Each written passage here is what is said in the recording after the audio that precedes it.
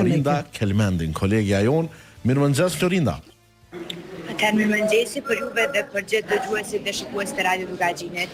Siç e cekët edhe ju, ne po lajmërohemi nga Mitrovica e Veriut, më saktësisht nga shkolla teknike, pra që është një ndër qendrat e votimit, e cila vetë është hapur me kohë me fillim nga ora 7.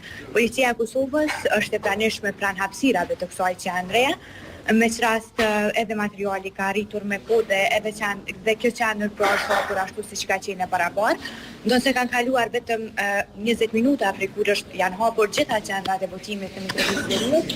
Ne po e shohim se pjesëmarrja e qytetarëve është e dobishme, pra qytetarët nga komunitete të ndryshme, siç edhe dihet në Mitrovicë të Veriut, kanë ardhur të shkaktuar të drejtën e tyre, pra për të votuar në qendrën në shkollën teknike pra në këtë komunë.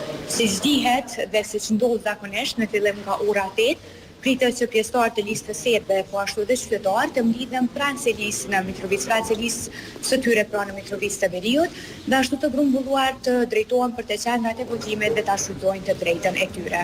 E kanë traditë këtë, të shkojnë me grup, sa është në rregull nuk di, raportohet zakonisht se vinë me autobus edhe nga komunat në Serbi dhe e përmendi Florinda se po shihet edhe në pamje se numri atyre që kanë votuar po presin të votojnë është në këtë pjesë, konkretisht tash në Mitrovicën e Veriut, më i madh se që kishim në kryeqytet edhe në Obiliq, edhe përqindja e pjesëmarrjes aty del më e lartë, vinë organizuar, vinë me autobus.